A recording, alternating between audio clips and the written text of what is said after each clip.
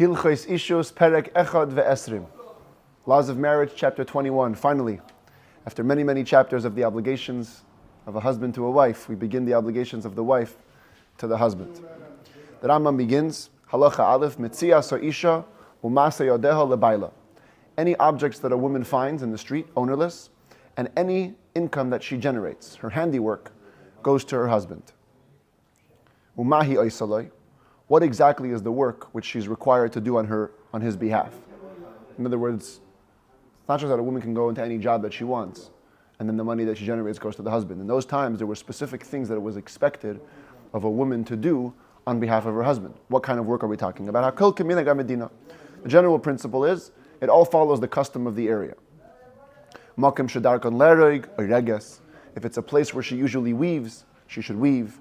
If women usually did embroidery, she should do embroidery. If she spins thread, wool or linen, she should spin the thread. Those are all the three actions here on the screen. On the left is the weaving, then is the embroidery, and then is the spinning thread.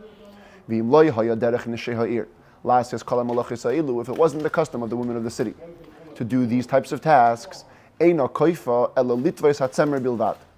husband can only force the wife to do the spinning, the third type of work. Because flax or linen could hurt the mouth or the lips, which was usually used in the other melachot of weaving and embroidering, whereas spinning, even biblically, is work that's attributed especially to women, as it says, this is a verse from the Mishkan's preparation, when they made the tabernacle in the desert. It says, "V'chol isha chachmas leiv biyadeha tavu." Any woman who was wise-hearted spun with her hands. It was a special woman's work. So that can be forced upon a woman, but nothing else. Halacha beis dachaka atzma v'asasa yoser min haroila. If a woman put herself under pressure and produced more than what was befitting for her.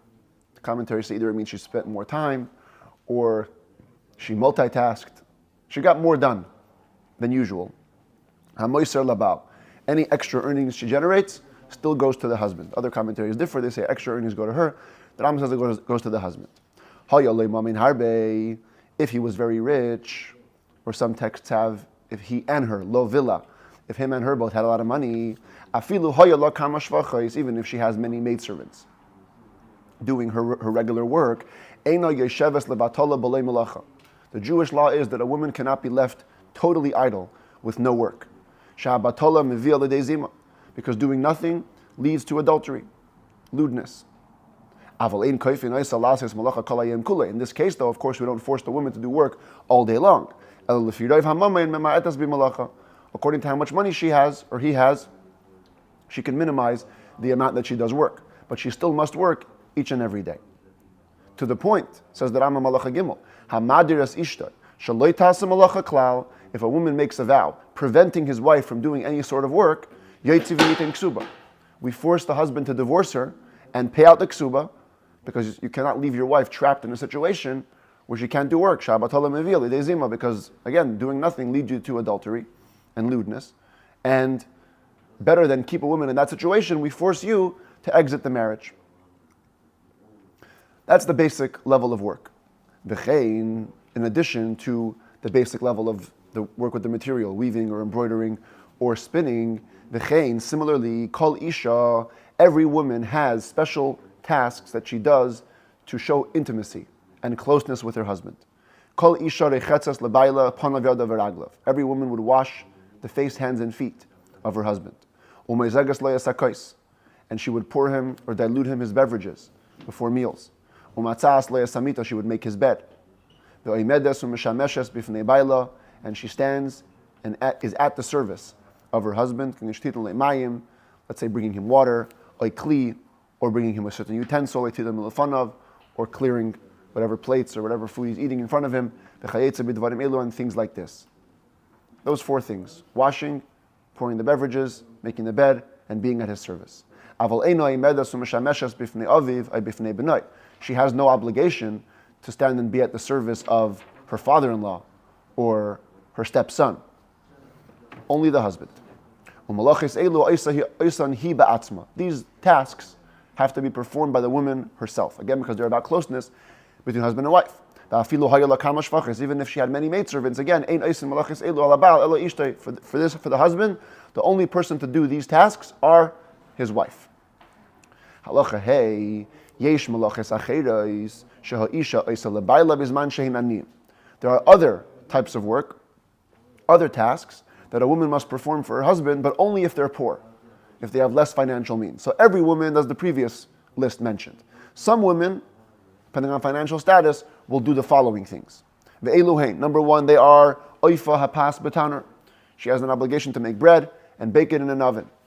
Parenthetically, the Rambam adds, Ezra tikein, Ezra the scribe, made an enactment, shatiya isha mashkemes ve'oifa. Specifically, a woman should rise early in the morning and make bread, kedeshatiya hapas mitzuya la'aniyim, so that there should be bread available to give to the poor. Now understand this, we're talking about a poor woman. Right? Only a poor woman is obligated to make the bread.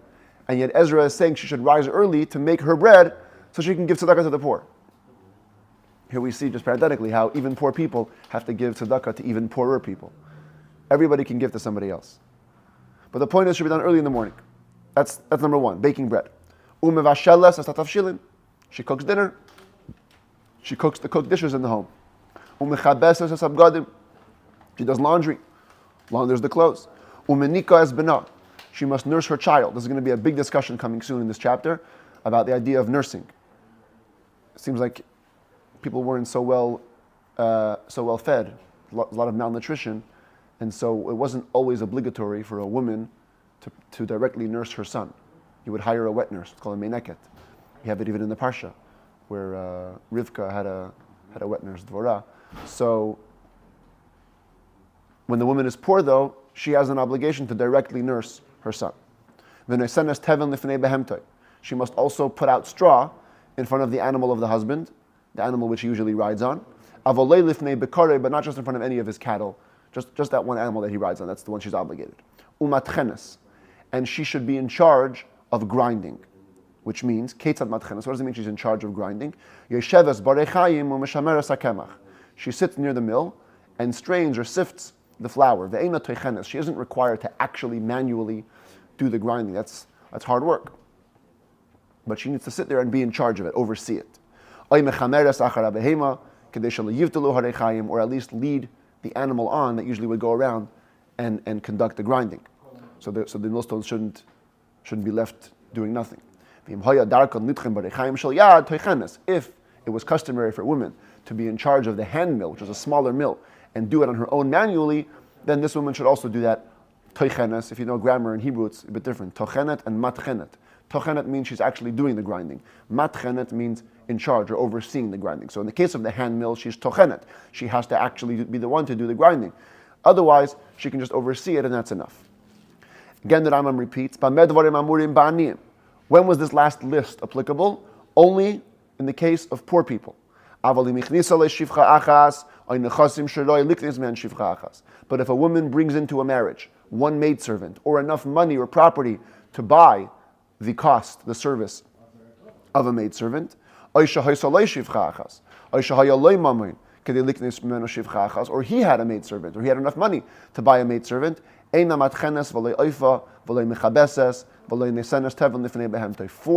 of the last list are taken off. They transfer to the maid. No overseeing the mill, no baking, no laundry, no putting out straw in front of the animals. That would be handed off to the maidservant. She would still, though, cook and nurse. Those two were reserved even if she had a maidservant, unless she brought in a second one. If she brings into the marriage 2 maidservants or enough money or property to buy 2 maidservants, or he had 2 maidservants, or he was fitting to buy 2 maidservants, she also takes away the responsibility of cooking or nursing her son. That can be handed off to one of these maidservants. She gives it to the maidservant to nurse. As the commentaries say, of course, she should be Jewish. A non-Jewish nursemaid has negative effects on the baby. So Moshe Rabbeinu didn't want to nurse from an Egyptian nursemaid because he didn't want the non-kosher milk. But even today, for regular people, it's important, if you have to use a wet nurse, you use a Jewish wet nurse. But the bottom line is, we have now 3 categories. Poor women have to do a whole bunch of work for their husband. Poor women with one maidservant can do less. With two maidservants can do even less, but always must do those original 4. Washing the face and the cups, serving the beverages, making the bed, and being at his service. As the Rambam now summarizes, Nimtzu, it turns out, Kol HaMalachis, Shekol Isha Oisa Oisa L'Bayla, every type of work that every woman would end up doing, Chamesh Malachis, is only 5. There's only 5 tasks that every woman will do. Toiva, spin thread, washing face, hands, and feet of the husband, pouring the beverages, making the bed, and standing and being at his service. The tasks that some women will end up doing and others won't, depending on their financial status, is 6 tasks. Matchenes, overseeing the grinding, bashelas, and cooking, and baking, mechabesas, and laundering, menika, and nursing, and placing straw in front of the animals. This, again, depending on how much money you have, you'll do less and less of.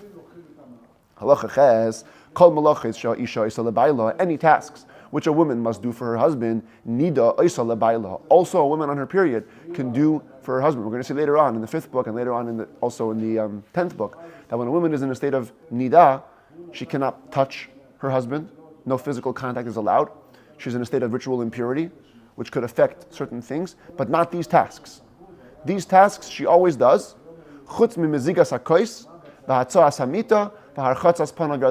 Except for pouring beverages, making bed, and washing face, hands, and feet.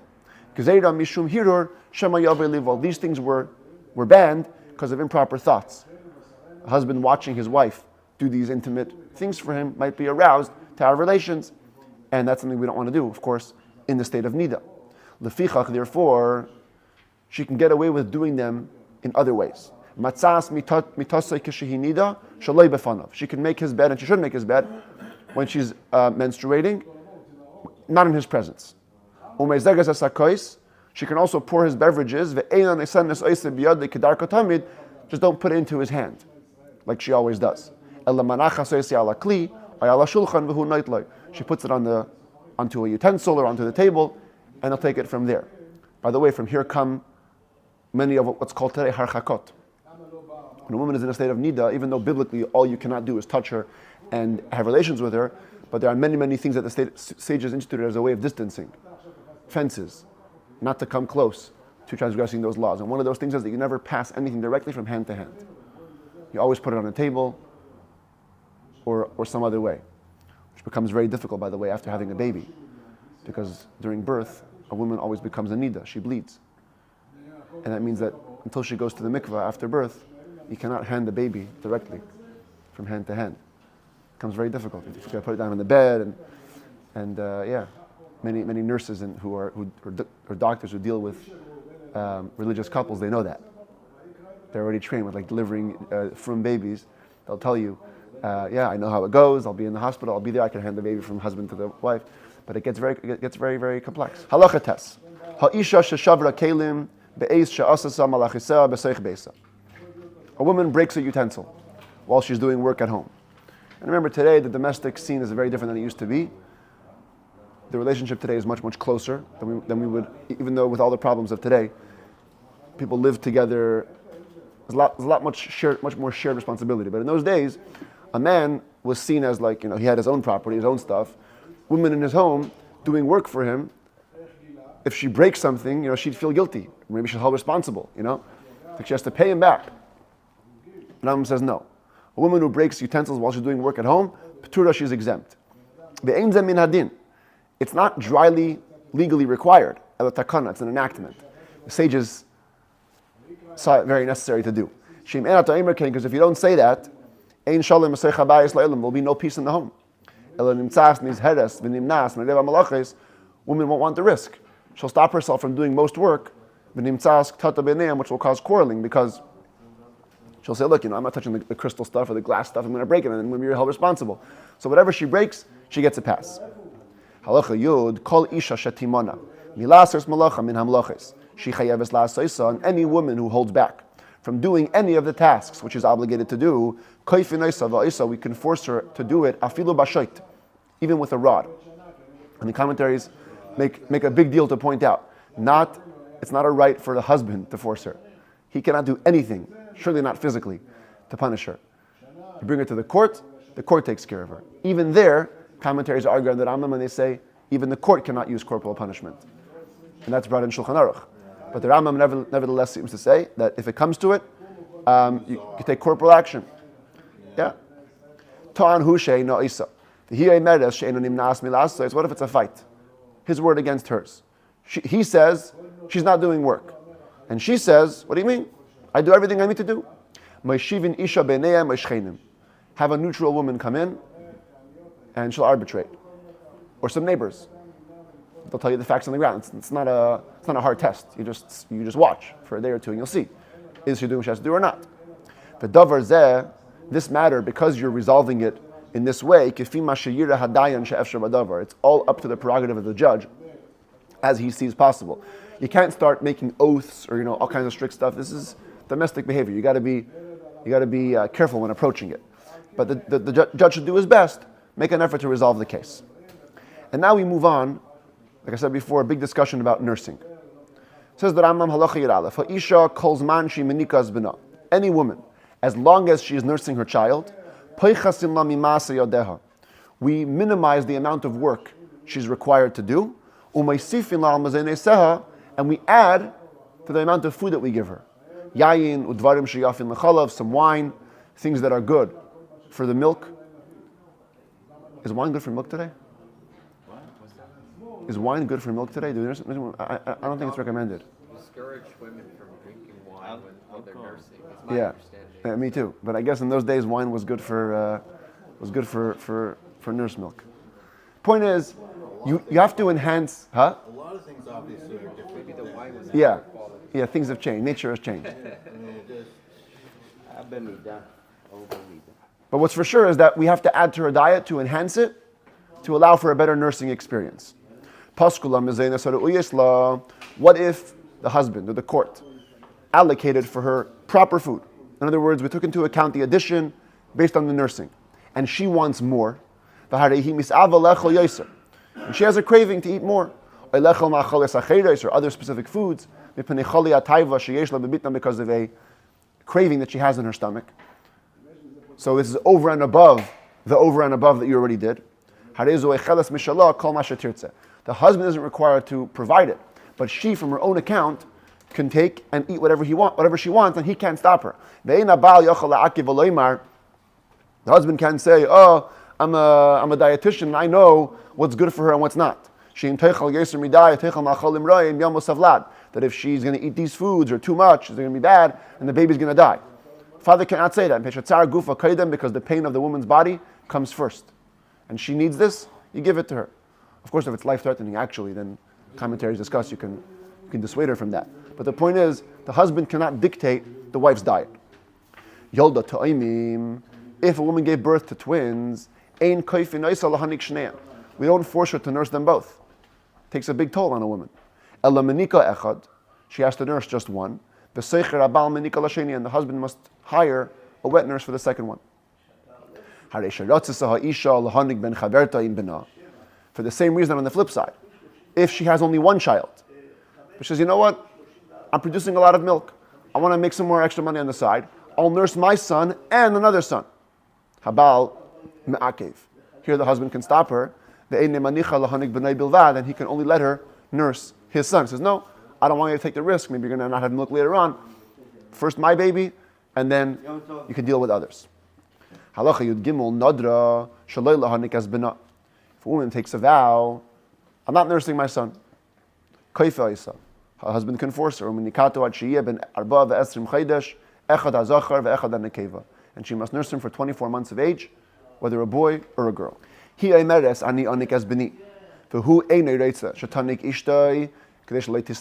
it's the opposite? The woman says, I want to nurse my baby. The husband says, no, we're rich. I don't want you to lose any of your beauty. Don't nurse the baby. I'll take care of it. Even if she has many maidservants who could do the job, we listen to her. It's painful for a woman to leave her baby. She wants to nurse the baby. I don't care how rich she is. She gets to nurse the baby. What if she was from a poor family? In which case she'd be obligated to nurse her son. V'harehu ashir sheroi lo shelo tanik ishtoi. And he's a rich man. Apparently, again, in rich standings, it was even proper to only have a wet nurse, not to have the woman nurse the baby herself. Afal pi she'ein lo shvaches. Even if he has no maidservants, but his social standing allows for it. Im lo ratzasa lahanik. If in this case she doesn't want a nurse, seicher menika oikaina shivcha. We force the husband to hire a wet nurse or to buy a maidservant. That's because the woman goes up in standing with her husband and does not go down. The wife says, my husband has the financials. He's rich enough to hire a nurse or to buy a maidservant. Husband says, I'm sorry, honey, I don't have money in the bank. I know you think I'm rich, but I'm not. I can't afford it. She has to bring the proof. No room for an oath. The husband knows his financials. The wife is just guessing. So we trust the husband on this one. If a woman gets divorced, we don't force her to nurse the husband's son. If she wants to nurse the baby, he must pay her like a regular hired woman, and she'll nurse him. If she doesn't want a nurse, she gives him back the son. He takes care of it. It's unfortunate, but if she's divorcing, the marriage is dissolved. She says, you know what? I don't want anything to do with you.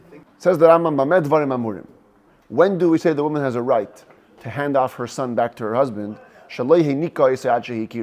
If she hadn't nursed him at all to the point that he recognizes her. But once the baby has some kind of relationship with her, he recognizes her. Even if he's blind, but we know that blind can feel. We never separate the baby from the mother because of danger to the baby. We force her, she must continue nursing all the way until 24 months. So that would make sense, right? Even today, women would have to take responsibility for the baby. Yud Zayin, Hagrusha, a woman who gets divorced, Ein la mezainis, afal pi she menika as bena. She has no right to food support from her husband, even if she's nursing. However, the husband must provide more than her average pay for the nursing, anything which the baby needs. Some clothes, some food, some drink, some creams, whatever, anything like that. If a man divorces a woman when she's pregnant, she gets nothing. Because now when she gives birth, it's totally on her. What if she got divorced after the baby was weaned already? Stop nursing. If the woman wants custody, she wants the son to be by her. We indeed do not separate him from her. Till at least 6 years old. We force the father to keep paying for the food, child support, while the son is by his mother. But at 6 years old, the father can say, look, I'm providing. If he's by me, I'll give him food. He's by his mother, I'm not giving him food. Tell this to a custody lawyer today, woohoo. You won't stop hearing from it, right? This is how it worked. The father took responsibility. I'm saying at age 6, he can say, either the son comes to me and I'll feed him or not. Daughters are different. The habas etzel ima lo'olam. A daughter can stay by her mother always. Afilu la'achar sheish, even after 6. She needs a woman role model, stay by the mother. But the son can go to the father after 6 years old. Ketzah, what does that mean, that the daughter is always by the mother? Hoya ha'av roy l'tzedakah, if the father had enough money to feed his daughter as charity, we expropriate from the husband's account whatever he should be giving forcibly. And we feed the daughter while she's by the mother. That's a lashon siddur. You must. Yeah, it's maybe different language in these other Yeah, Baal Korcha, there it is. Yeah, there's. Even if the mother gets remarried to somebody else, Bita Etla, her daughter stays by her. The father must keep feeding her as charity until he dies. Even after he dies, she still gets to get food from his estate as part of the conditions of the ksuba, while she's by her mother. But all the things we just said now are only if the woman wants custody. But if the mother does not want custody, of her sons. After she weans them, echad zecharim ve'echad nekebes, both male or female babies, kids, harishus biyada, she has the option. And she can pass the custody back to the father, or puts them on the community if they have no father. And the community will take care of these kids who the woman rejects the custody. But if she wants the custody, she gets it, for a girl always, and for a boy at least until 6 years old.